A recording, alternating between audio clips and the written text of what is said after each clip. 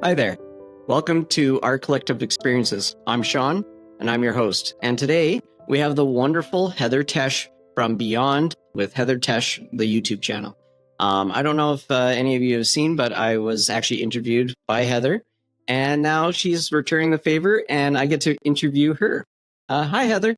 Hello. And a lot of people have seen you on my channel because you have 100,000 views, and I'm sure that's going to continue to rise. People love you. It's really weird still. Yeah. So I would love if you could tell me about your journey to get to your YouTube channel and any type of significant events maybe that might have led to this. Okay. Well, so I grew up in a small town of Buffalo, Minnesota.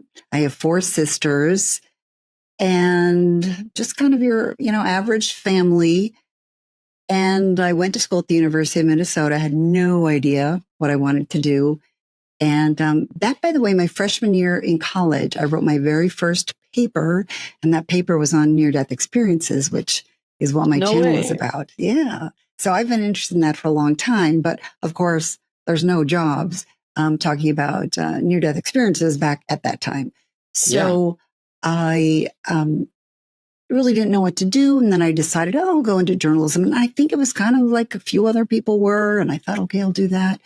Anyway, a gal in my dorm said she was going to be a news reporter on TV. And I remember going, wow, such confidence, like to say you're going to be on TV. And I'm like, wow.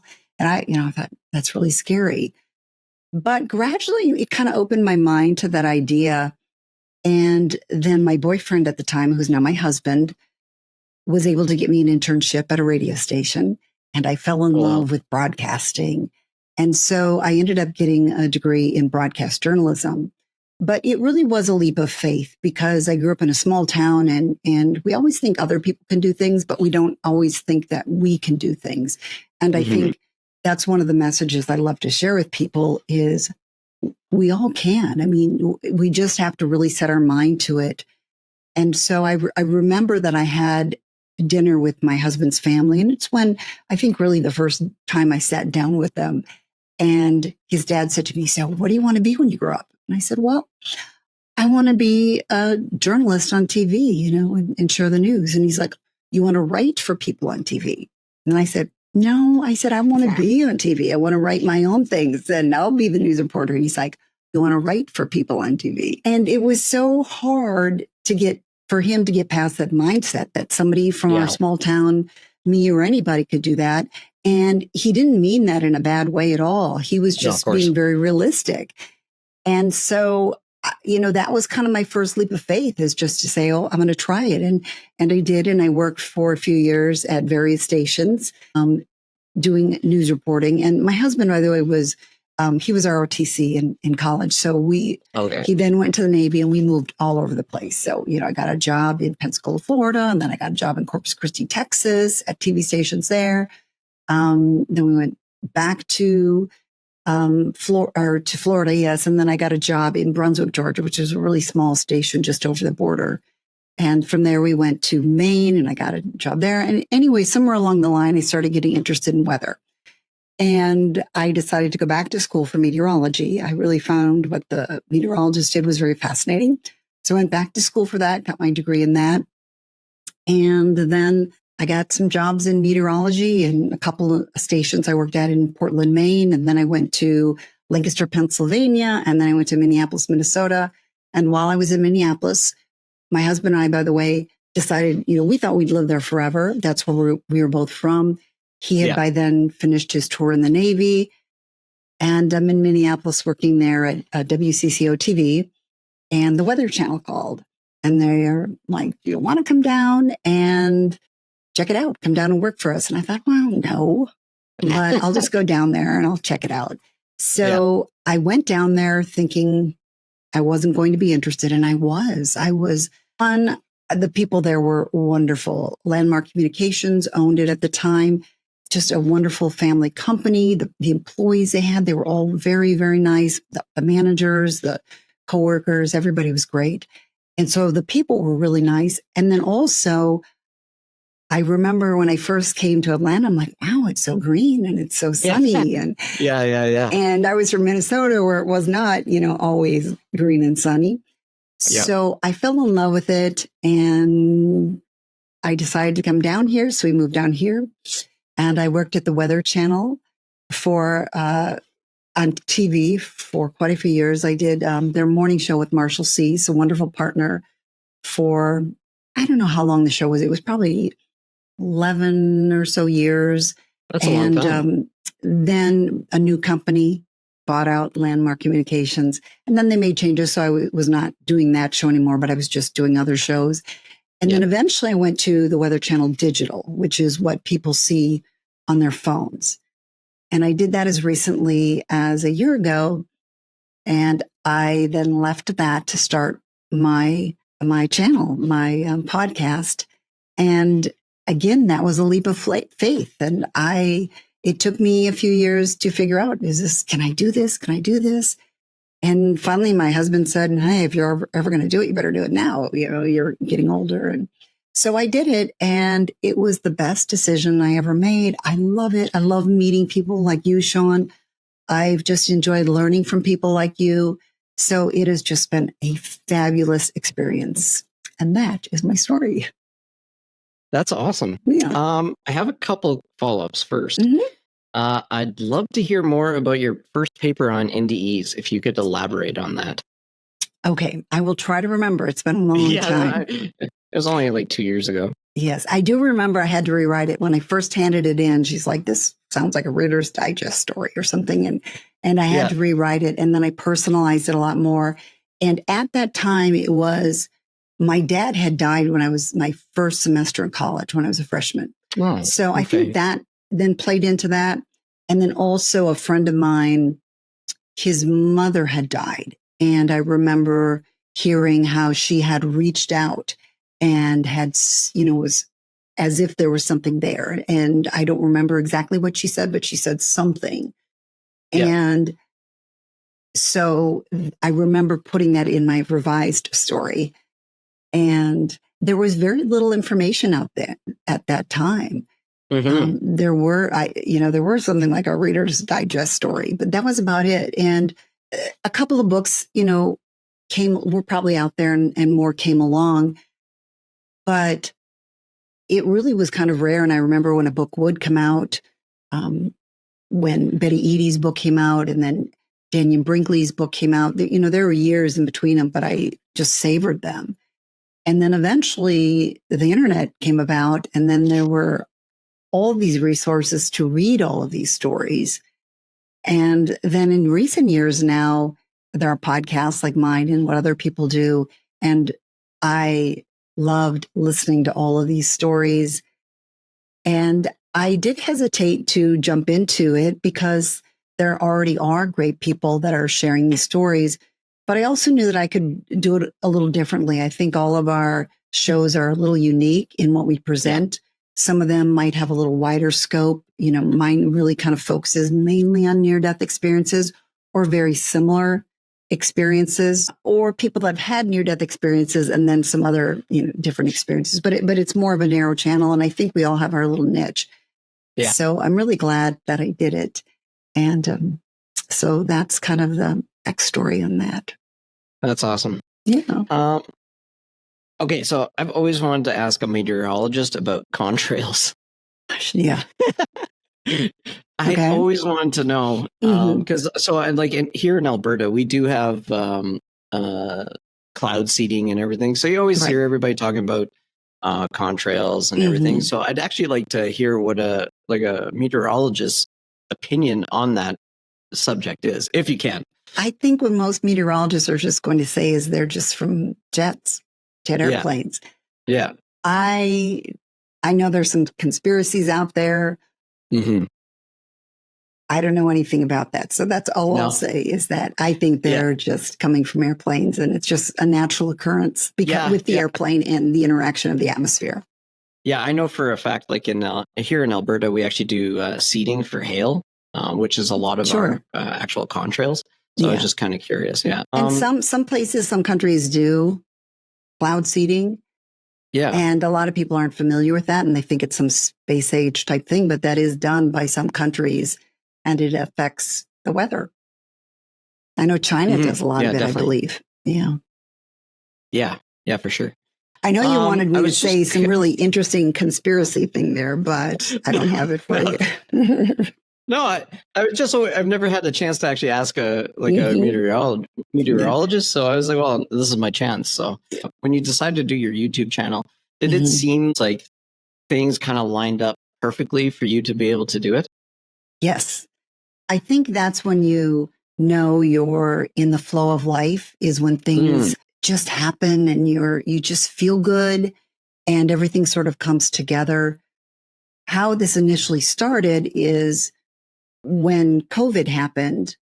I was working for the Weather Channel Digital and suddenly we all went remote. So I was at home. I had my ring light. I had my microphone. I had my phone, which is what we used as a camera. So I had all the equipment and I realized how you could do this. And it really was an interesting process because I would shoot my part at home, the meteorology part, and then somebody else would edit it and somebody else would publish it. And of course, we're all having these little meetings online just to kind of coordinate everything during the day.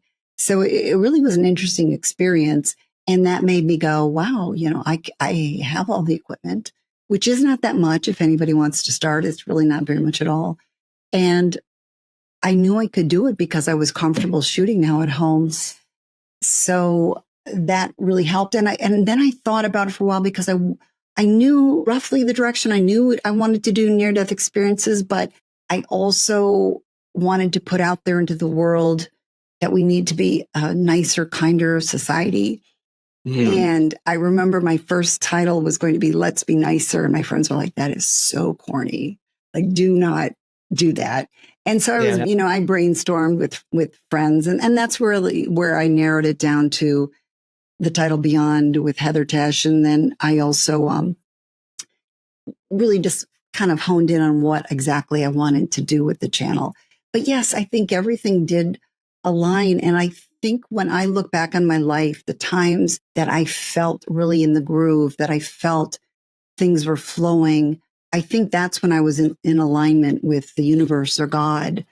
And there were other times in my life when there was a lot more fear in there and questioning, is this what I want to do? And a lot of that. And now looking back, it's obvious that I was just itching for something different, but I didn't quite realize that. And it's really hard for somebody who has a job and they're earning money and they're getting a job to step away and say, is that really what I want to be doing? It's hard to leave what seems like a very good thing. It's very good on paper, but maybe it's not fulfilling you quite as much as what your heart really desires.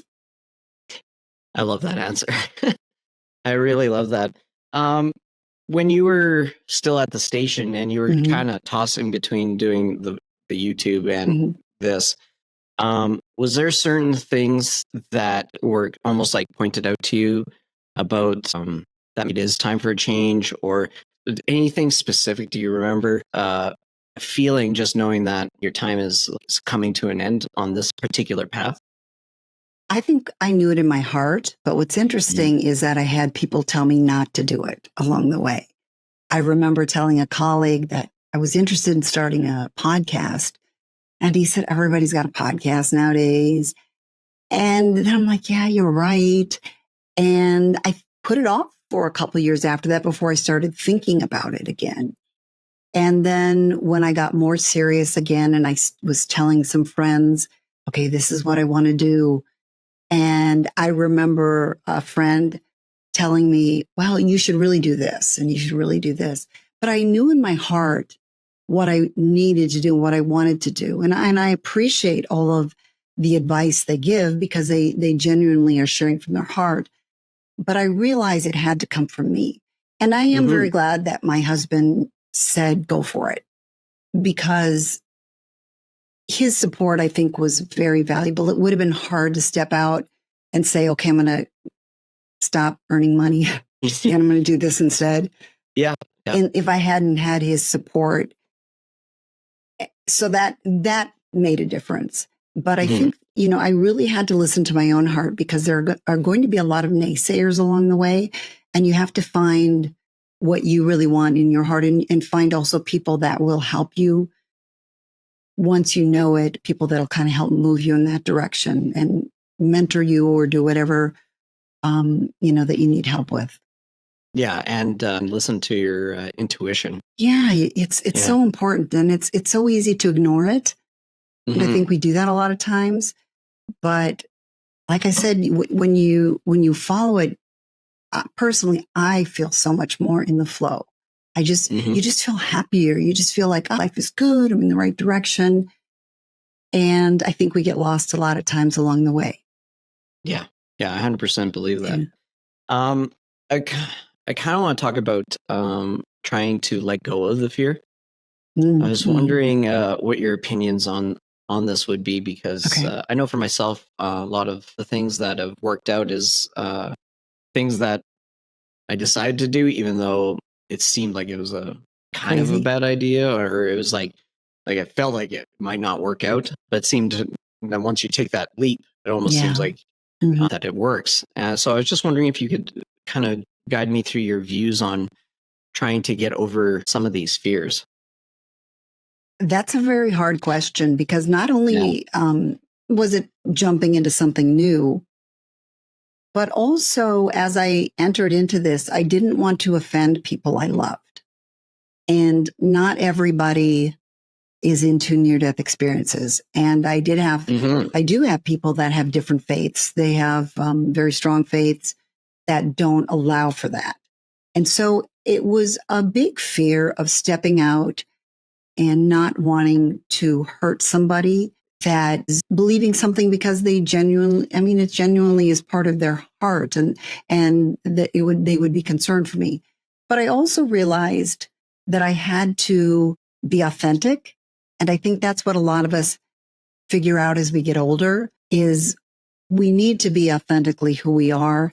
And we can't pretend, because I think for many years I didn't show a lot of this side of me, of this interest in these spiritual things, in just learning about what's out there and what the mind can do.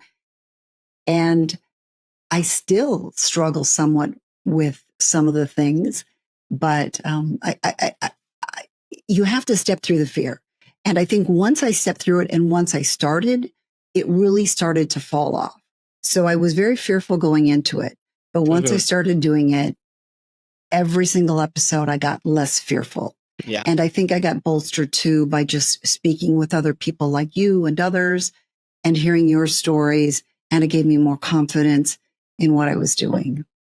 No, I think you're a great interviewer. So it was really wonderful to be on your show, actually. It was great to have you.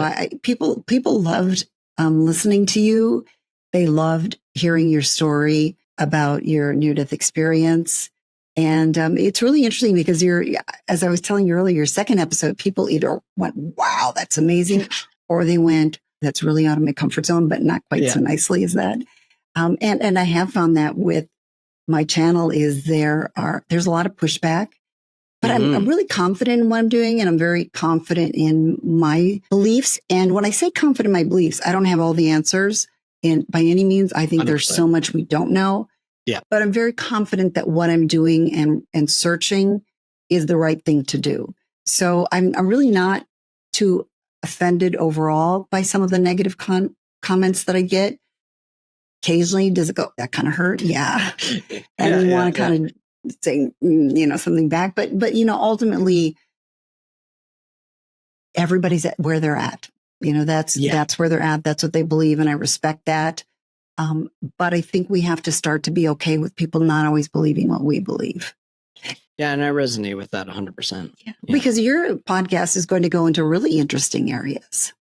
Yeah, it's going really weird places, because I don't know where it's going. Yes. And like today at work, every Wednesday we make a meal for our coworkers. Oh, nice. And so we rotate. And it usually, this was my first time, because we just started it. Yeah. And my coworker did it first, and they had like specific recipes that they know and and love, and they wanted to do that. And then I chose one that I had no idea. So we went shopping yesterday to a Latin market, and I just randomly picked stuff, and then that was how I built the meal. So it was Wow. like no pre-planning, and it turned out really good. So thank goodness. But that seems to be kind of I go more by feeling now than I do by planning. I've had this weird, and I would love to ask your opinion on this. Right now, it feels like every time I've tried to plan things, it either doesn't go anywhere, or I get it's almost like I get roadblocks. And then if I just it's kind of like the Tao, where you just go with the flow. If I do that, and you've mentioned this a couple of times, if you do that, it seems to go much easier. I was just wondering in your opinion on that. Well, plus I would say for you, and I've found for so many people that have had a near-death experience, you've opened up a channel that your intuition is really strong. And I would imagine that's what you're experiencing, that you have these knowings, and you just know, grab these ingredients, and you might know, oh, let's try this, this, and this. Whereas some of the rest of us, it's not as obvious. It's not that we can't find it, but it's probably not as obvious as what the knowings that you get. Yeah, it could be. So I was wondering, do you find yourself having synchronicities now that you've started doing these NDEs interviews? I think throughout my life, I've felt synchronicities. I'm not sure if even right now I could say, oh yeah, I've had a lot.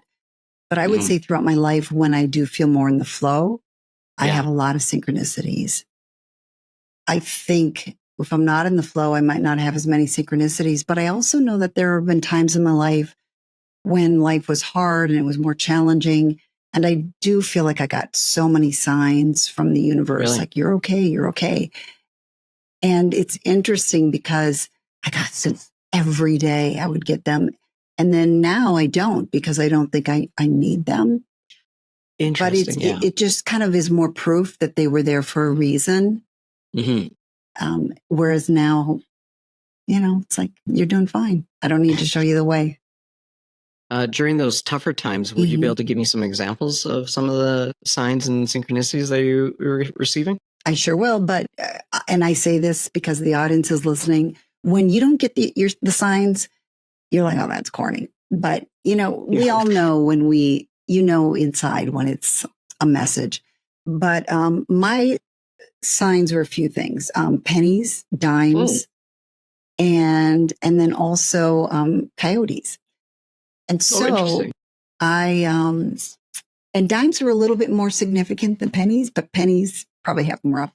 But I literally found a penny every single day for a year or two, all the time. I would anywhere I would go, I would find a penny or a dime, like I said. And I remember one day too that I was driving, and I came up over a hill, and there was a coyote in the middle of the road. And at the very same time, my son, who was a little boy at the time, had picked up something off the floor, and he said, "Here, Mommy, this is for you." And it was a dime. And so just the synchronicity of those two things that had been kind of signs for me happening at the same time. So those were a lot of the signs that I got. And I do not find pennies anymore. I mean, I occasionally I do. I did the other day, but it's every now and then, probably like everybody else. But at that time when I needed it, I was getting a lot of them. And yet we get signs and we still ignore them, and we go, okay, give me another one. Yeah. Give me another one. It's almost like a little bit of an addiction, because it feels like you're in on almost on like one of those inside jokes. Yeah. Now, have you gotten signs? Do you feel that? Oh, yeah. So right now, I get a lot of number signs. Okay. That are sometimes, like, when it first started, and this was like right after my NDE, I thought I was going crazy, because I kept seeing them, like, no matter where I looked, it would be these numbers, and it'd always be like either 1111 or 22222 or 333, and like it'd go all the way up to 0, and it would be in order, and it would be randomly, not just on clocks or stuff. I'd like go look at something at work, and then it would be a number that randomly would be on the on a piece of pipe or something. And it was super frustrating at first because I didn't understand what was going on until I started looking into like synchronicities and everything. And then recently it's been 144 or 441. And even I just got Riverside like yesterday. Right. And I was looking at the different settings, and one of the settings for the audio is 44.1. Really? Yeah, so I Wow. started laughing. I was like, that's kind of funny. And yeah, I get a lot of signs. Music, I don't know, is music significant to you? I love music to pick me up, to energize me. So in that way, it can totally lift me up. But I'm not one of those people where I can list off the artist and the name of the song and that sort of thing. Yeah, I can't. I love listening to music all the time, but I can't usually remember who they are. Right, I know. Unless it's on my phone. It's like phone numbers. I don't remember anybody's phone number anymore. Oh my gosh, no. I think I know probably 2 right now. Yeah.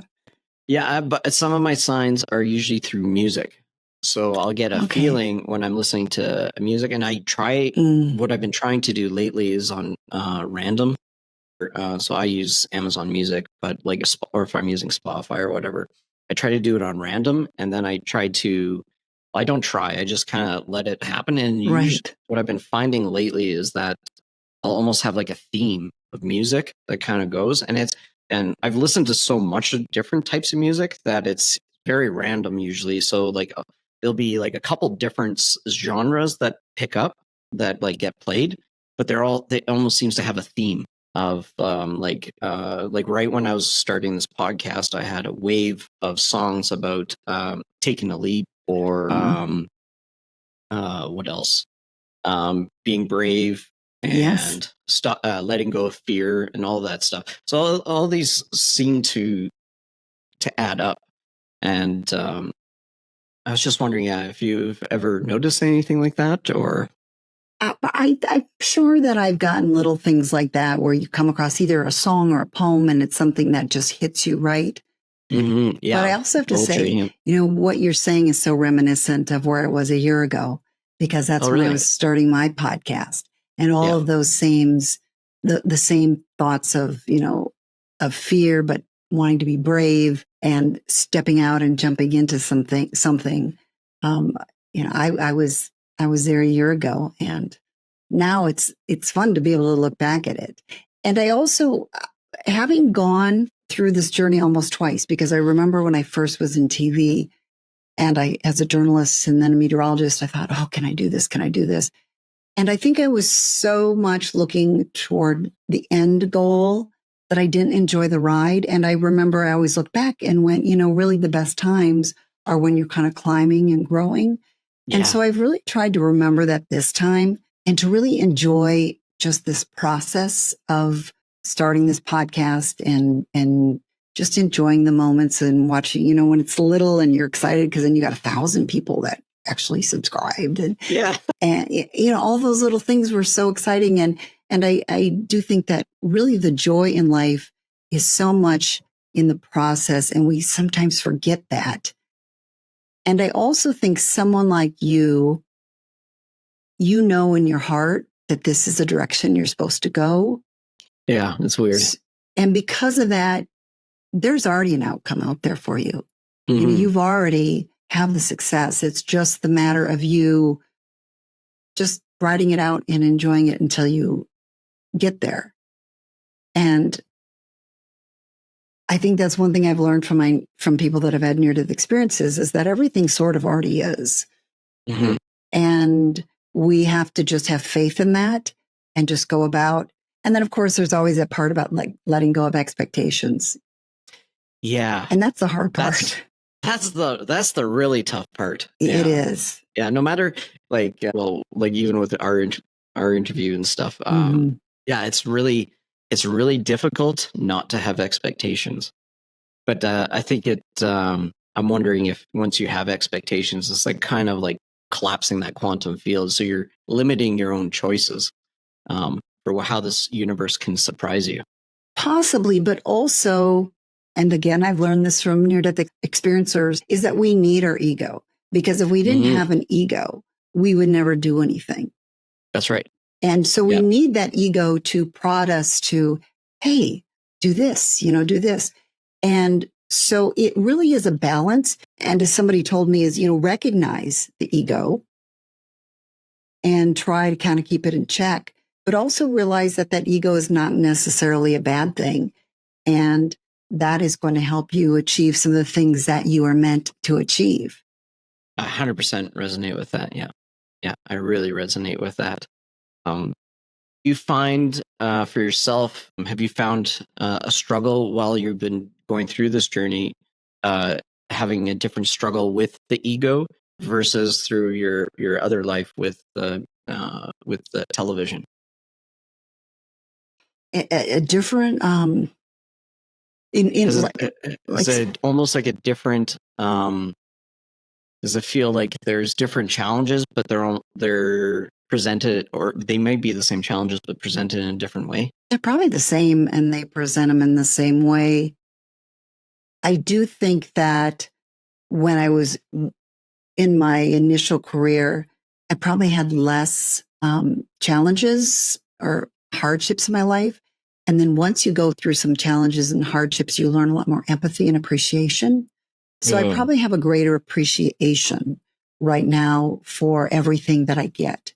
But there's still, of course, the ego involved, because you think everything's going along and then suddenly it's not. And so your ego is constantly excited. And I do think that I want to monitor that and always be really grateful, because I think when you have everything, you forget to be grateful about everything. Yeah. And so I do think you have to remind yourself along the way to keep that humbleness and to keep that just gratitude for everything. And I can see it in others, and I can see how they don't have that humbleness. And I go, I'm really grateful for some of those hardships I went through, because I do have more empathy and appreciation, and it makes you realize that we're all in this together, that we're all in the same boat, and just little things can change what I am able to do, what somebody else is able to do, or, it could go either way in life sometimes. Yeah. And so I'm not sure if I answered your question exactly. No, I like that. I love that, actually. Yeah. Some of the hardships that you've had in your life, I know you mentioned your father dying when you were in your first semester. Yeah. If you don't have to answer this or anything, okay. No pressures or anything, but that particular hardship, that must have been very difficult. Were you able to find a way to navigate that hardship and that grief? Because grief comes, I find grief, especially in North America, is very, I don't think we give it enough presence. That is very true. And I was wondering, what your thoughts on grief and dealing with these hardships were, and how you were able to overcome some of these. I do remember that I was 18 when he died. In the first year, I couldn't even bring sorry, by the way, for your loss. Oh, thank you. Thank you. It's been a long time, and he's in a great place. Life, you realize probably everything is sort of meant to be. And if, some things don't happen, something else wouldn't have happened. But the first year was hard. I remember I couldn't say his name without crying. And so I didn't, I avoided it. And I remember my friends, when they would try to talk about it, I didn't feel comfortable about everything focused on me. I wanted to be like, oh, how are you? And so I always kind of changed the topic, and it probably would have been better if I had just talked about it more. But I also, he did visit me in dreams throughout that first year. It sort of slowed down after that. But that first year I was visited a lot. Some people might think, oh, that's just your dreams. And maybe it was him. I tend to think that he actually did say hello to me several times. And in all the dreams, he always had to go. He could just stop by and say hello. And it's funny because then about 15 years ago, he was in a dream again. I'm like, wow, I haven't dreamt about him in a long time. But I remember at the end of the dream, he said, see you soon. And I remember waking up and going, what does he mean, see you soon? Yeah. And it kind of freaked me out, but their time is very different than our time. So Yeah. I'm still here. Yeah. Yeah, it's interesting that you mentioned about the dreams because a lot of what I'm exploring right now is the connection between consciousness, UFOs, NDEs, and there's a lot of literature and experiencers that have, when they have encounters with non-human intelligences, there's a lot of times that family members that are passed are also part of that experience. Whitley Strieber, I'm not sure if you're familiar with him from Communion. No. So Communion it was a movie. I remember back that book. Yeah. So that was so Whitley, when he had an experience. Well, he was having an experience with some non-human intelligences in this cabin upstairs. Downstairs, the people down there were having experiences with their family members that passed, and I was kind of wondering, for your dreams and your you felt like they were very significant to you, and it has this. I don't know if this kind of makes sense, I guess, but it has this feeling that they're you can tell if it's like a dream versus where there's something more, or it's almost like something from outside of you. And for your father, do you have some like significant dreams that you still are still crystal clear? I do have some dreams, really actually more so when I was a kid, that are crystal clear. I remember him in dreams. And I actually had a dream, and this sounds kind of corny, but that was the most vivid dream. And I would almost call it more of a vision. And that was, I'd had a cat that was really, really sick, and I had to tube feed him for the last year and a half or 2 years of his life, or otherwise he would not have survived. And when he died, he came back to me in a dream vision. And I remember it was like in the corner, and it was so real. And I remember he didn't say anything, but he just looked at me. And the look was gratitude. And maybe what many near death experiencers say, there's nothing verbal, but you just know what they're saying. And it sounds corny because it's a cat. And I had other dreams about my dad. My dad, they seemed like dreams, but I did feel like he was communicating through the dreams. That vision actually felt very different, like it was more of a vision, I would say, than a dream. Wow. And I also want to add to that, when you were talking about, these other beings and near-death experiences, I've kind of been surprised by the link that there is between people that have had near-death experiences and then have also had some sort of other experience with other beings. And it seems that there could be a link. It doesn't happen in every case, but often enough that it makes you go, that's kind of interesting. Kind of like reincarnation. A lot of near-death experiencers talk about reincarnation. Well, having listened to that, I have to go, well, maybe there's something to that, because many of them bring it up. So I do think it's an interesting connection between the two. I don't know exactly what it is. You probably have a much better idea of what that connection could be. I don't know either. Yeah. Yeah. Every time you think you have an answer, you end up with like 14 more questions.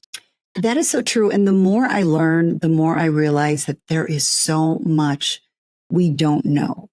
100%. And I realize how limited my thinking was. And I think how most people think that we have this view. And when you start to hear these near-death experiences and other things, it really opens you up to go, wow, like there is so much that we cannot possibly comprehend. And it's exciting, though, to try to figure out bits that we can. But, we're just never going to be able to grasp it. We have these brains that cannot handle all of that information that is out there. Yeah, and then it really makes you wonder how many filters we have up that are filtering out. I forget the exact stats, but it's like I'd have to look it up now. maybe I'll put that in the show notes, actually, the exact stats, but I believe it's like 20% or something is to your conscious mind, and like the rest is to your subconscious. And it's like gigabytes and gigabytes and gigabytes, like almost terabytes of data that we're getting and receiving every day. And it's kind of interesting to wonder if how much we're filtering out and how much we're actually missing. And so here's an interesting thought on that, which this is something that's occurred to me now that I'm hearing more of these stories, is everything I believed was something I learned from somebody else. Yeah, that's true. And so when you start to hear these other things, a lot of them don't fit in that pattern because we are taught this. And now I'm going to really wade into something that I don't want to make too many waves, but truly the truth should stand up to any kind of scrutiny. And as somebody said, God is truth. So if you're seeking the truth, you're seeking God. You're seeking what's out there. So it should not be a bad thing. But, I even think about, my faith and the things, that I believe. And I think I grew up believing that the Bible just sort of was. Mm-hmm. And then you realize, no, actually it was all these books. There were a lot of books at the time that they decided, okay, this is what goes in it. And then you start to go, well, there's no original manuscripts. And then there were copies of copies of copies. But we don't have any of those copies. In fact, we don't have copies of those copies. And so by the time they started, they would write it down, but then a scribe would copy that and give it, all those copies. And then somebody would copy those copies. And so what we think we know, even about biblical history, not all of it is accurate. And I think one thing I had trouble with as a kid is everybody said, well, this is the inerrant word of God. Well, some things didn't make sense. And now I go, okay, well, it was put through the hands of man. So again, that goes back to everything I believe has been given to me by somebody else. And even what you've read is handed down. And now I'm not saying that Jesus wasn't real. I'm not saying he isn't, Christ. All I'm saying is, we have to not just accept everything blindly and just actually look at the truth. I remember as a kid in my church, we had a speaker come and he said that the dinosaur bones were put there by Satan just to trick us. And even as a little kid, I'm like, it makes no sense, because he was trying to say that the world is only 7,000 years old or whatever. Yeah. And so I think there are a couple of things when it comes to opening your mind. One is use logic and don't be afraid to think and use your brain. But the other point is to then be open to what else there could be. So now you're going to get a lot of comments that. Perfect. Yeah. Good. I actually love the comments and the emails I get. It's pretty awesome, actually. Even if I don't agree, actually, I love that too, because, it's easy to get stuck in a box where, you say, just where if you're just getting all the information that you agree with, you're missing out on so many other things. Yes, and I have people on my podcast that I might not. I believe all of them. Like I believe every single person is telling me a genuine story, but I may also believe that they have filters, like you just talked about, and so they might be interpreting something in a different way that somebody else would. And so I don't feel like I want to always have people on that believe exactly what I believe, because as you said, then you don't grow. You need to have people from all over. And I think that when I have a guest on, sometimes people assume that I believe everything I do believe that they're telling the truth. I'm just saying, there are different things when it comes to near-death experiencers. Some say, that they might vary. And I think a lot of that can be explained in just how they interpret things and just in the vastness of what is out there. So I guess that's a better way to say it. I think that people see this show and they think I think this, and they see this show and they think I see this, and they don't realize that I'm just open to listening to all of it. And in that way is how we can grow. And I think a lot of people are very afraid to hear something that's outside of their comfort zone. And we don't have to agree with it, but take a listen. Yeah, and there's in society right now, it's increasingly becoming harder and harder to have a conversation where you don't agree. I know it, which is so sad. It's very sad, and it's just. And I do see that in my comments because people will, I mean, there's so many wonderful people. So when I talk about comments, I want to say, first of all, there are so many wonderful, wonderful people. But there are people that are very harsh in the language they use toward my guests sometimes, and sometimes at me. And I think, well, where's this civility? I mean, you don't have to agree, and you can say, I don't agree. And I let everybody say what they're going to say. You know, I don't delete ones that disagree. I'm like, go for it. But I really, it's sad that some people, they'll just say liar, you know, and instead of saying, well, I don't believe it because whatever, or, you know, this, I'm not comfortable with this, or, you know, just change the channel. But it is kind of sad that people have lost that civility.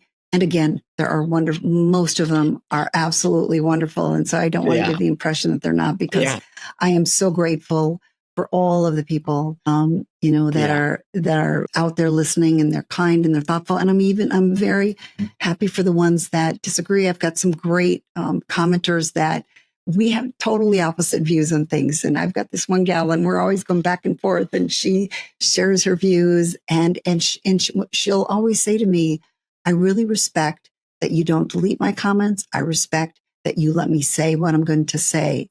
Yeah. And I think that's how we all should be okay with people that disagree with us. And then we're all free to share our own thoughts and feelings and what we think. I love that, actually. And I gotta say about your audience, because I was, for the first week or two, I was trying to respond to everyone that was asking me stuff, and it was just so nice. There's so many wonderful people. Yes. And it's almost like you can feel like this connection, even through just like the internet and stuff. And I find it very fascinating. I actually find the ones that are like kind of mean pretty funny, actually.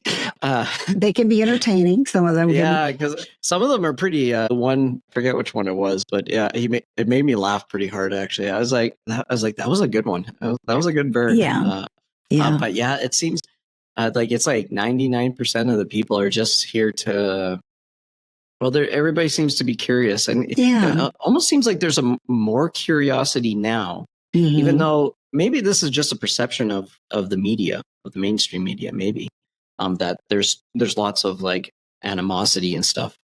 It seems like people seem to be wanting to explore more about NDEs, UFO, like all this stuff. So I'm an instructor, and even in my classroom, because I have this big scar. It's a 6-week course every time. I talk about this because they always ask me.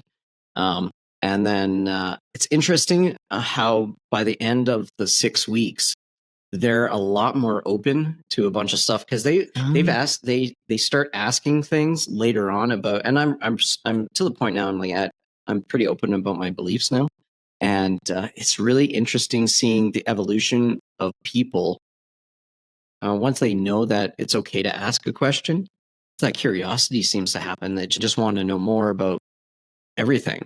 And they've gotten to know you too, because they trust you. And I think that's really a key, is that when you first hear somebody, people sometimes automatically shut it off. But when they get to know people, you know, then you go, you know, this person's, I trust this person. They're not making this up. And so I'm sure that's what they're feeling.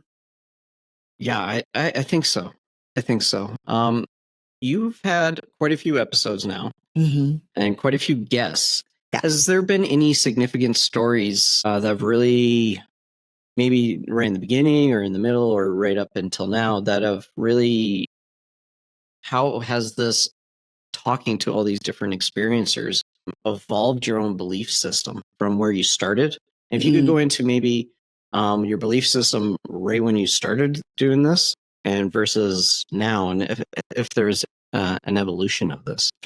There's an evolution. I think I've kept my base of what I believe, but it's definitely opened my mind to realize there's so much more. And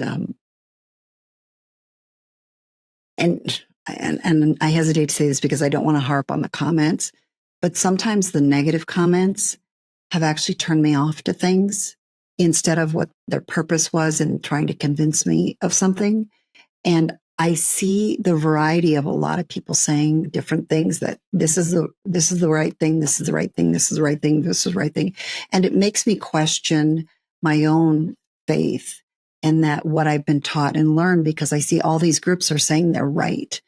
And so it makes a person go, well, is there a lot more than this? Because not everybody's right. And it has made me, I think that has made me more open-minded. And then, of course, listening to the various people at the same time, it's kind of all melded together, is when you hear about their experiences and they come back and they're so full of love.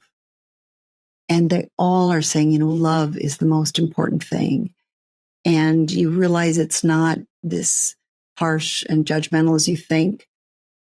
So I think it's really just expanded my beliefs. And then you listen to somebody like Peter Panagore, who had this like wild, near-death experience. And you go, wow, I can't even grasp what he's telling me. And so there's so much more out there than I can understand, but I want to try to understand what I can. So it's definitely evolved. And then I was mentioning to you earlier that reincarnation, I was really surprised at how many of my guests have mentioned some sort of reincarnation event, like they saw it in their life review, that they had past lives. Now, I do think there's a couple theories, so I'm not totally, I don't know for sure what the answer is. They could have had a past life, or it could be because we're all part of this collective, that they're sensing just that we're all one, so that all of these feel like our own. I don't know the answer to that, but I do know that there's so much more. I guess the more I know, the less I know. Yeah. That's good. Seems to be the theme. Which is exciting. It's exciting to realize, wow, there's some wild stuff. I mean, amazing, incredible things that we can't even comprehend. And, you share your story, Sean, and you give us a little taste here. And I get another person that shares a little bit over here and here and here. And I always say they're like pieces of the puzzle. Mm-hmm. And with each one, you form a little bit better picture.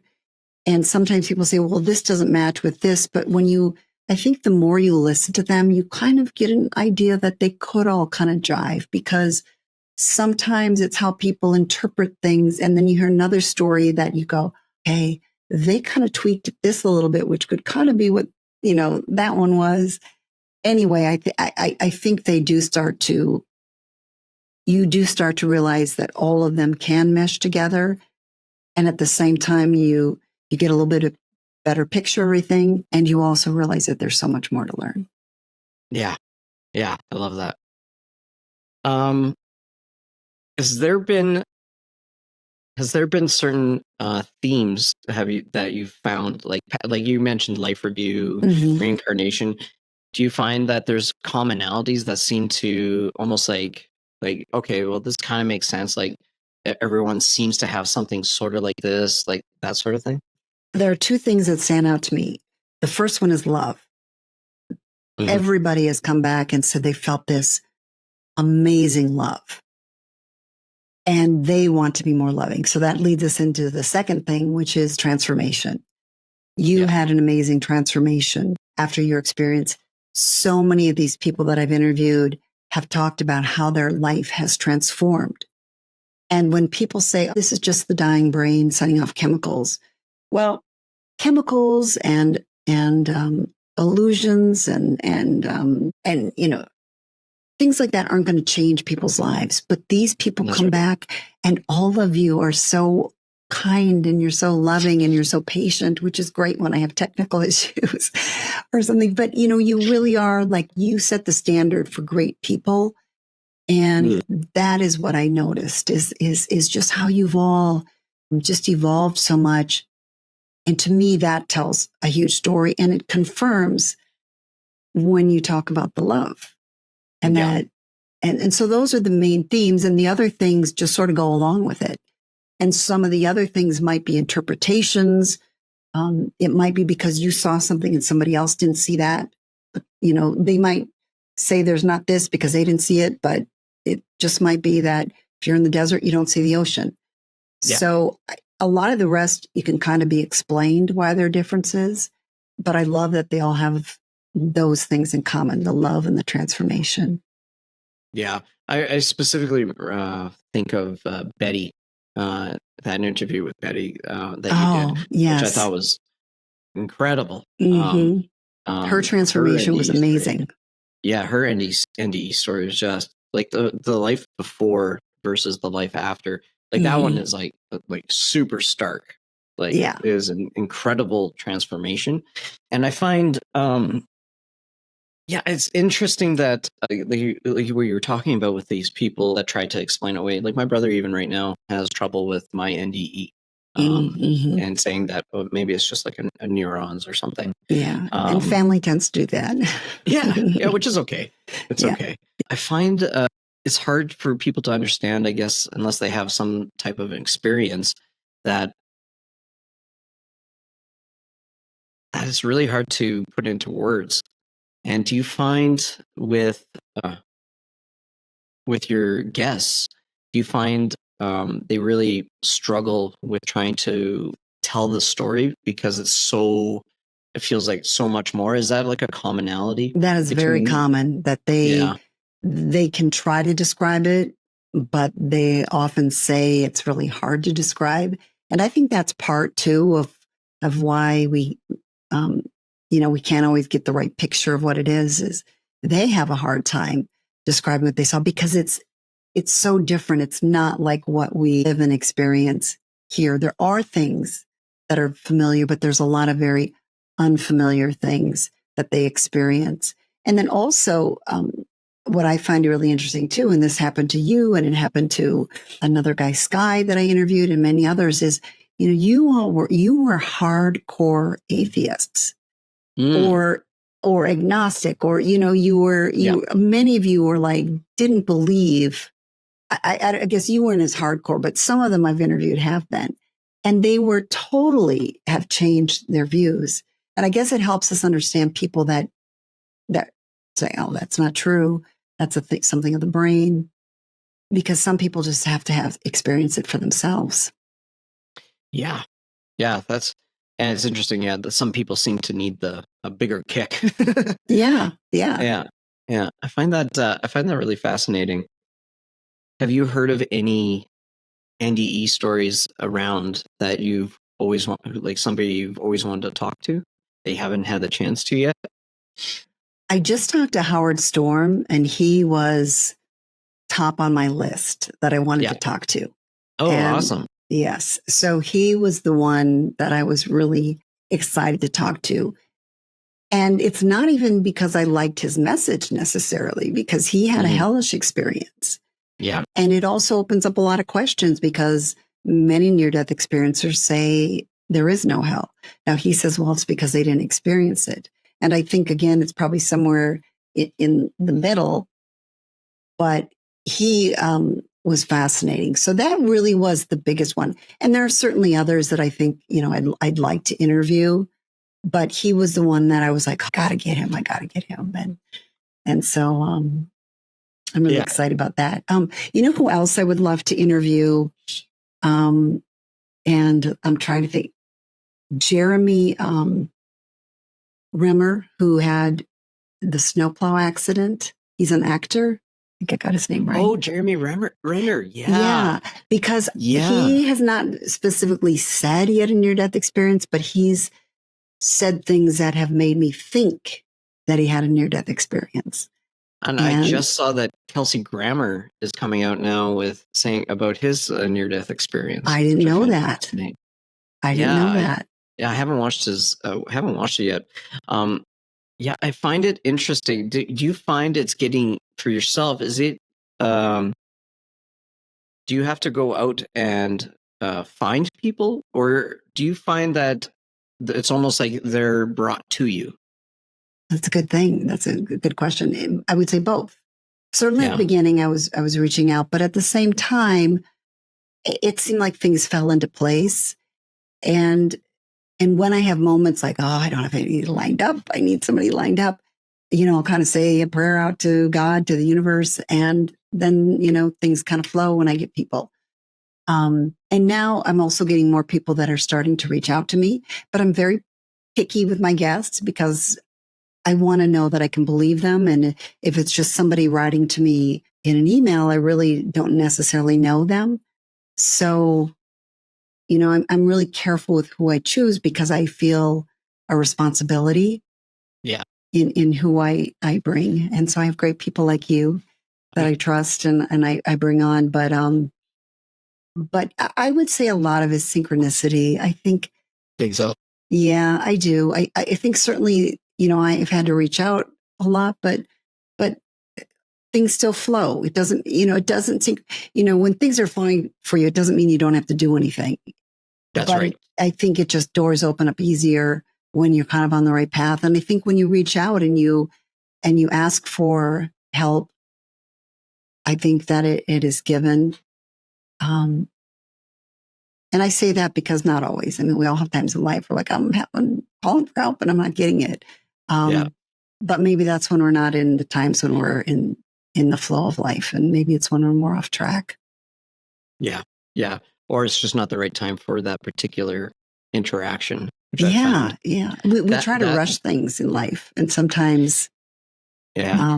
we just have to let them play out. Yeah, I find that really interesting, actually. So, like for myself right now, and I was curious if you've experienced this as well. Like I've been writing this one episode for like a month and trying to get film, and it seems like I'm getting roadblock after roadblock. While I was telling you earlier that I was super sick last week, Yeah, and I felt like I can work on it. And I went to go work on it. My laptop died. Like it just seems like it's been roadblock after roadblock. Maybe you're not meant to. Yeah, or if it's my other thought was just like, is this about perseverance? So I was kind of curious. Have you ever found that you get roadblocks for certain things, and or has it been pretty much a nice steady flow? Well, in my life, I've had lots of roadblocks, lots of them.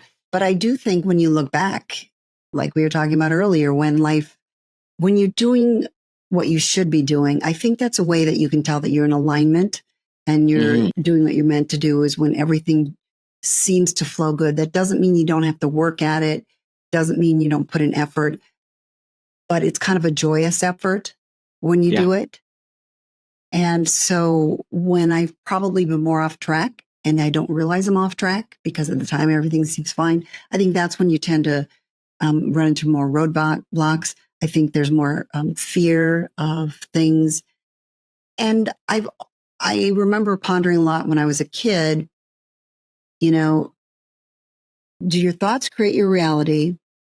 Or is this meant to be a reality? So that's why you have these thoughts. Yeah. And I often pondered that as a kid, because even as a kid, I had these, I loved to ponder the mind and just everything that was out there. And I still don't know if I have the answer. I think it's somewhere in the middle. A lot of people say we plan out our lives. I know you were talking about the tree in your life. And I do think that we have key things in our life that are planned. And then I think there are a lot of unplanned things in there that we kind of fill in. So I still don't know if, in a way, yes, our thoughts create our reality. But I also think sometimes we have those thoughts because we're meant to have that reality. Yeah, it's that interplay between everything. The chicken and the egg. Yeah, exactly. Have you found significant events in your life that I'm trying to think of how I want to ask this about like events in your life that you feel it's kind of like the tree trunk, like my NDEs thing, like your father dying, but events that you feel like were almost unavoidable and that created more growth. Like you seem to have the most growth from these significant events. Yes, I would say that. And I think that it is the harder times in our life, those events that probably give us the most growth. And we want always life to be wonderful and rosy and cheery, but it's really the hard times when you grow the most. Mm-hmm. So I do think that I probably have had events that were probably meant to be along the way. And it's hard to, I mean, I could look back at a few and say, yeah, that was probably it. And that was probably it. But I think that our lives probably line up the way we should. We don't always know looking back or looking forward. But I think someday when we're on the other side, we'll look back and go, okay, that all made sense. Oh, that was meant to be. Oh, I was meant to go through that hardship. It was meant, to have that good thing happen. And this led to this. And if I hadn't had this, it wouldn't have been to this. So yeah, I think so. But, but it's sometimes hard, I think, to know those events when you're in them, certainly. I think it's always when you look back that you can figure out what are the big turning points in your life. Yeah, I believe that too. How do you view your life now going forward with this YouTube channel and exploring this NDEs? Do you feel like it's going to continue to evolve and that maybe you'll start branching out, not just because the name's perfect because it's beyond, right? So you don't actually have to like just narrowly. Do you think it's gonna? Have you had guests where it's slowly starting to branch away from not just NDEs and it's starting to branch into other avenues? I can see it over time evolving and changing. And I think just as my audience grows and I grow, that it'll open up new things.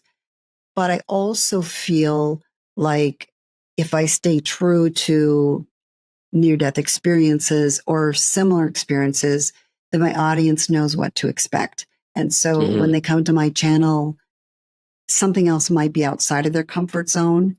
And so they know that, that I'm not necessarily covering that. Not that those aren't great topics. If we're talking about an alien abduction or, a star child, it's just, I'm trying to kind of fit into a niche that has been my big interest. And then I tune into other shows like yours, and then I can, listen to these other things. But certainly I think there's room for evolving. And that's one of the reasons I did like the name Beyond, because I felt like it could encompass a lot more than just near-death experiences. And I certainly think that's a possibility over time. And we'll just kind of see how it evolves. I don't really have an agenda in how that'll go. As I move forward in the future, I'm open to things, but I'm also would like to stay. For now, I think the path I'm on is a good path to be on. I love that. Yeah, that's good. I think your particular style is well, you're a very warm person. Oh, thank you. It just feels very comforting when we've chatted and or talk and everything. It's just, I think it's a very special way to be able to tell your story because you don't have judgment. It feels like no, and it really comes across. And I think because of the way you are and how warm you are, you're getting like truer stories and recounts because they don't people don't feel like they're it's like, okay, I know this sounds crazy, but, and I know that was like for me, I was able to just like say what I needed to say, and I didn't have to worry about putting in this caveat going up like because I find that I do that for myself a lot, is like, I know this sounds crazy, but I've said it on your podcast too. I think we all, exactly. You literally just said. Yeah, I think we all feel that way. And I feel comfortable with you too. I've shared stuff on your podcast that I haven't shared before. So, and one thing too, when we were talking about our passions and feeling in alignment, and then you were asking about, when I branch out, I was just thinking that one thing why I feel in the flow is because I love near-death experiences. Like I'm fascinated by them. And the other things are very interesting to me, but they're not as interesting to me. just like my cats over here. I love cats. I could talk about cats all day long. Yeah. And, there might be something else that's cute and furry, but, it's not going to be as interesting to me as, my cats. And people that know me know I'm a big cat lover. And so I think we all have our interests, and that's what makes us all interesting people, because we're not all the same. And it's great that with YouTube, there's so many wonderful channels. And I think it's like you've got this interest, and to be able to bring it to other people that have the same interest, I think that's really a gift to so many. And people will find your channel and they're going to be really happy. Just like you were just saying, feeling comfortable. We all feel comfortable when we find somebody else that kind of has that kinship and shares that same interest with us.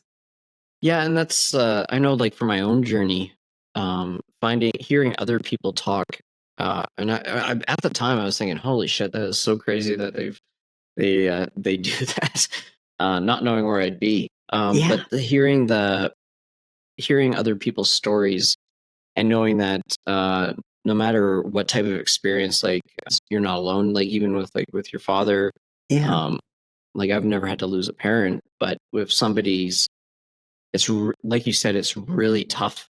Like, if you're in that heap of shit and you're in that storm, it's really tough to be able to think that you'll get out of it. And it never feels like you're going to get out. And I think, like you, like, sharing and having other people share, I think maybe that's probably one of the biggest gifts, like you say, that other people can get. Because I know it really helped me, because for a long time I was thinking, I was like, holy crap, is this actually in my head, or is this was that real, or is it just neurons, like that sort of thing? So and it's not just the guests either, because I've made connection with people that are commenters. There's a lot of people that are kind of regular commenters, and I've gotten to know them. You feel a kinship with them, and people have really a lot of them are there because they have had a hardship, that they've lost a child, or they've lost a spouse, or I've had people say that that they've they're really depressed, and so I think that it's important for shows like yours and mine, that I do think it's nice that people have a place to go that they can feel like it's home. And so far, I've been able to reply to every single comment, but I know that that's going to be coming to an end, because as the channel grows, and you'll find this with yours, it just gets to be, I spend hours every day now just answering comments, and I love it. I love connecting with the people, because there's so many wonderful people, and they have great stories that they share about their experiences. And so I really love that. And I hate that I'll have to someday kind of let that slide.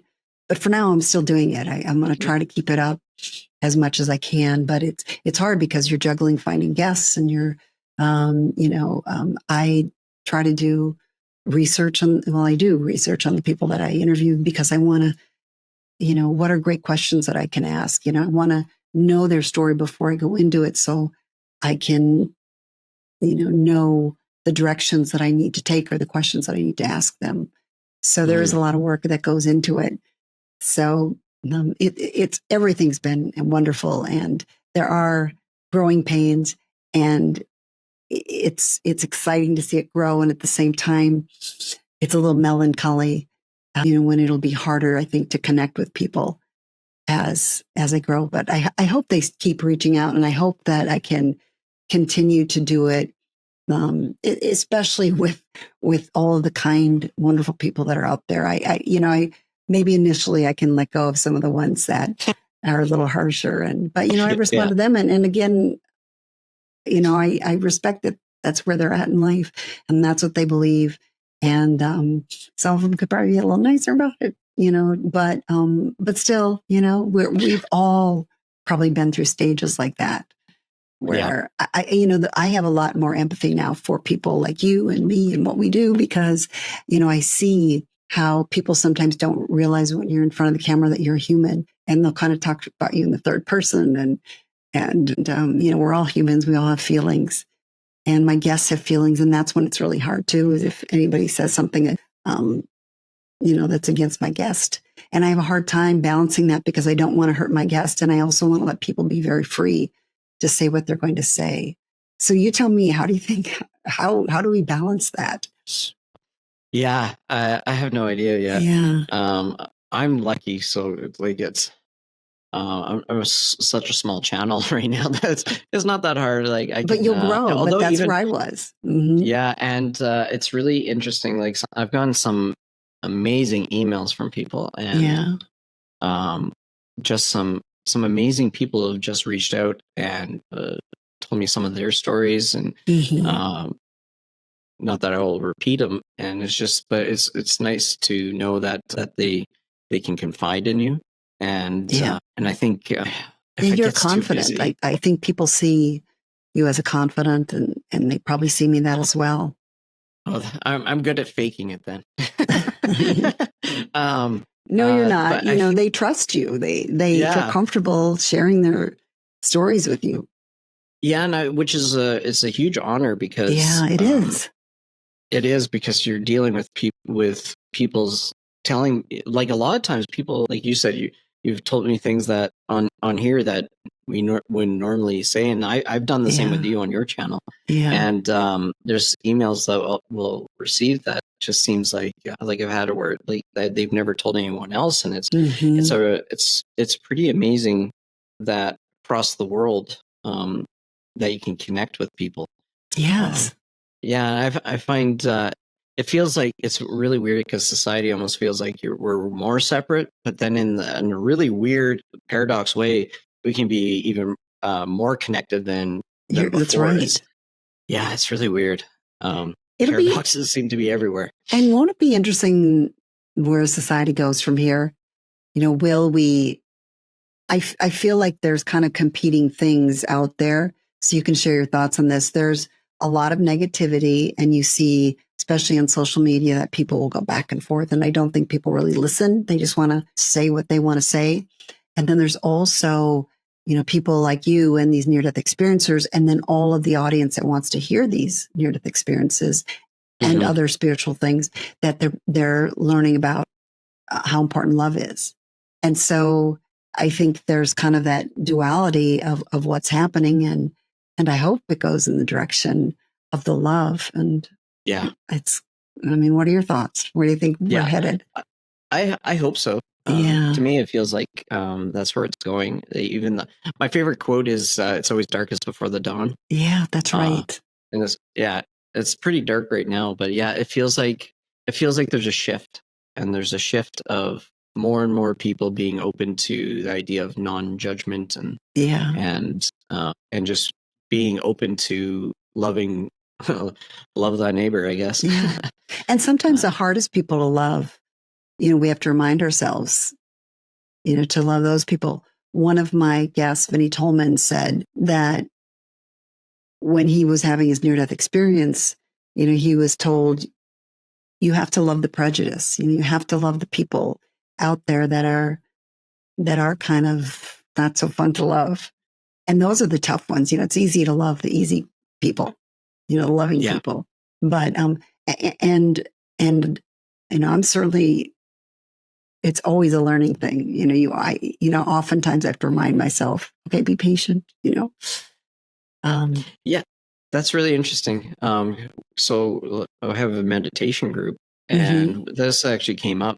I think it was on Sunday, where we were talking about whether, because there's almost like a controversy kind of thing, or not even a controversy, but our thoughts on whether we should send positive energy to negative people, and because if they're very negative, they could transmute that positive energy and just become more negative or anything.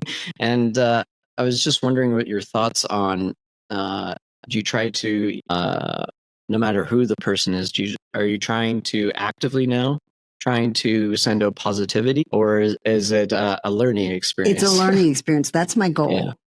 I do try to be positive, and it's amazing now when somebody will sometimes say something negative, for example, and if I reply in a positive way, it's amazing that they'll come back kinder, and you realize that they probably didn't mean to be as harsh. So, but then there are times when somebody says something and in a comment, I want to go, type, type, type, type, type, type. And I'm like, no, erase that. And, because we're humans and we sometimes our immediate reaction is, we kind of get our guard up. And so I do try to keep reminding myself, and I am not perfect by any means. And I do try to be mostly non-reactive to negative things. If, for example, I keep bringing up my commenters, so people are going to think I've got 5 bazillion negative commenters, but trust me, I've got more positive ones, but the negative ones do stand out. I'll just say thanks for your comment, because I know that I could probably say something to say, well, that's not quite, you interpret that wrong, or that's not quite right, or what about this? But you can tell that a lot of people don't want to hear that. They want to share their view. And so I think it's better just to thank them for what they said, thank them for sharing their thoughts. And that's always the best I have found. When I haven't followed that, it's usually a bad idea. And if you push back or even think you're saying something that's not, you're just kind of questioning a little something, sometimes it just gets, it becomes a back and forth. And I don't ever want to do that. I want people to believe what they want to believe, and let them have the freedom to say what they want to say in the comments, even though, they're not always nice, but a lot of times they are. I do have nice commenters. I do. Yeah. You do. Actually, some of the like on the video with the interview with you is like, it was amazing how nice people are. Oh, there are so many people that are grateful, and they are so appreciative, and I am grateful for them, because without them, I wouldn't, have my show. I mean, I could have started it, but ultimately, if nobody's watching, why keep doing it? And so I'm grateful for every single person. And it is really nice when people are appreciative, and so many of them are. So I'm grateful for all of them, I guess. Yeah. Good and bad, really, they're all watching. And so for that reason, it's, I appreciate that. And hopefully they're learning and growing. Yes. Yeah. Yes. I resonate with that. Yeah. Have you found that your spiritual practices since you've been starting this has changed? Like, have you been thinking? I know you've mentioned this a bunch of times about meditation and that sort of thing. Have you found that you've changed some of your practices as a result of talking to people? No, I have changed what I want to do, but I find that I'm so busy with this podcast that I put off things that I would like to do. Like, yes, I would like to meditate. And I had somebody challenge me and say, let's do it together. And I'm like, great, let's do it. And I did it for a couple of weeks, and then something crazy happened and somebody came to visit, and then I went on vacation. And I think it's really easy to set those things aside.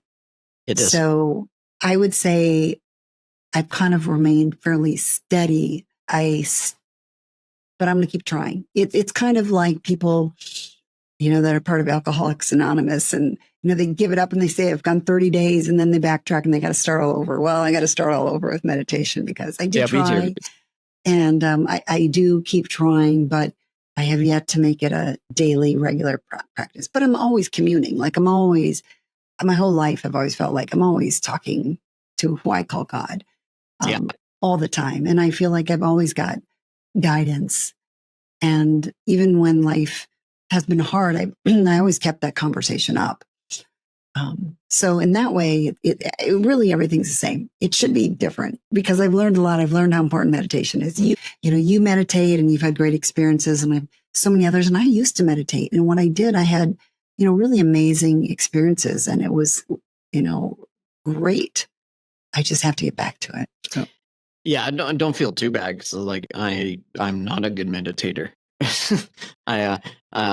I'm like, I only meditate when I'm doing group meditations, and then occasionally, even though I should be doing them, like you say. But group meditations for me would be a key, because I find if I'm more likely to do it when I've actually gone somewhere and had to sit down and meditate, it's really easy for me to get into that zone. But I think it's really hard when you're at home and you got a million other things you could do to then go, I'm just going to go sit in a room for a half hour and try to meditate. Because then you go, well, first I'll clean the litter boxes. And you got life stuff to do. Yeah. I should take the dog out and I really should, respond to these comments. I should do this for my podcast. And so, life gets crazy. And I think with all things, exercise, meditation, we need to be better about setting time aside for that. Yeah, and changing our priorities. But there's, I think, even how we meditate. Like you had Ishtar on, which was fantastic. I loved his interview. Yeah. I'd like to take a class from him. Yeah, and the thing I think for myself now is I've realized that from doing a lot of different, and he even mentioned this a bit, is where that you can be in that meditative state even though you're not like actively meditating. Yeah. And that's where I'm trying to go for myself, is because it seems like I've got just more and more stuff to do every day. And then we still want that meditative calmness. And it's kind of interesting that the more even though you might not be doing it every day, but if you're thinking about it, the easier it seems to get to in that calm state. Yeah. It's kind of interesting. I'm sorry. I was saying my husband says he meditates when he mows the lawn. Yeah. Or when he does woodworking, because he said, I just focus. And that's right. A lot of it is just living in the moment. Yeah, that's exactly right. Yeah. Mine's driving. I love when I'm driving, it feels like that's when it's like the shower thoughts kind of thing where you just kind of flow. And I'm always listening to podcasts. I love podcasts. And so I'm always listening to something. Yeah, that's awesome. It's really awesome. Yeah. Well, I've held you up for quite some time. Is there anything you would love to to say, or any final thoughts that you'd love to share with the audience? Gosh, well, one, I would just say to everybody, if you'd like to check out my channel, it's called Beyond with Heather Tesch, and I feel like, yes, it's about near-death experiences, but I hope the bigger picture is it's just teaching us to be kinder human beings, because I think, lessons from people like Sean, just say how important that is. And I also think that as we listen to these, and whether you do listen to this or you listen to Sean's podcast or you listen to another, I think keep an open mind. The more I listen, the more I realize it's really important to keep an open mind. That does not mean you believe everything you hear, because, there are crazy people out there, and you have to be discerning. But I think that a lot of times we don't realize that, as you were mentioning earlier, that we have a lot of filters, and sometimes we have to let some of those go to make room for new things to come in and challenge our brains and challenge our thoughts and learn some more things. That's beautiful. I love that. And Sean, I've loved, just getting to know you. You're such a great person. And thank you. And people obviously love you. Like I said, you are one of my very most popular videos. 100,000 views on one of your videos that we did together. And that'll continue to grow. So that number will continue to go up. And I've just really enjoyed getting to know you as a person. You're a wonderful guy. And I hope that you have a lot of success with your podcast. Thank you. I'm happy to do whatever I can to help you out. Oh, thank you so much. You're super wonderful. I'm super happy that Heidi introduced us. I know. And Heidi was just somebody who had watched my podcast, and then she actually reached out to me when I had COVID, and she sent me some herbs that she makes. So that was really wonderful. I'm trying to think of the name of her business in case anybody needs some herbs. I'll put it down on the notes. Yeah, put it in the notes, because that was really nice. And then we just kind of, again, like I said, you kind of connect with people that, are in my audience, because, we're all seekers. We're all trying to learn. And so, we kind of started communicating, and then she connected the two of us. And I'm really grateful that she did as well. Yeah. Yeah, I am too. It's lovely to always chat with you, and we'll have to do this again. Absolutely. And, it's been really fun.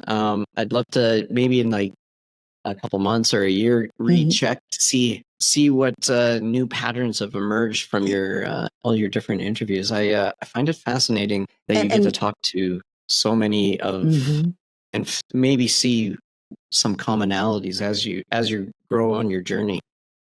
Yes, it really is a learning process, and I'm sure I will come to new conclusions and more things, because I do find that I'm definitely expanding, evolving, expanding. You know, I think I keep my base. It's my comfort zone, but then I expand from that. And so I'm sure that I'll have new ideas and be moving in some direction, this way, that way, who knows? But, who knows? But it's fascinating. There's so much to learn. And it's fun. It's, it just seems like there's a lot more magic. Yes, there is. And I will be, you know, I'm happy to be an audience member for your podcast, because while it's not something that feel like I'm an expert in, not that I'm with near-death experiences, but I'm so intrigued by them. But I love hearing about aliens and that sort of thing. To me, that's just, it's so fascinating. We're certainly not alone. And I love that more and more things are coming out. So people are not thinking, oh yeah, she's crazy, he's crazy. You know, it's interesting that there are a lot of things in this world that seemed crazy when they first came out, and then they become mainstream. Yeah.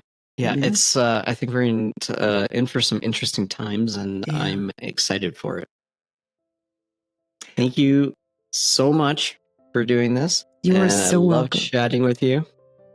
Same thing, Sean. Thank you so much. I will be happy to come back anytime. I absolutely love talking to you, and also just reach out anytime. We'll keep up our texting. Yeah, that's right. Yeah. All right. Thanks everyone for joining us, and definitely check out Beyond with Heather Tesch on YouTube, and I'll make sure I leave in the show notes down below her link. So thank you, and have a great day. Thank you guys.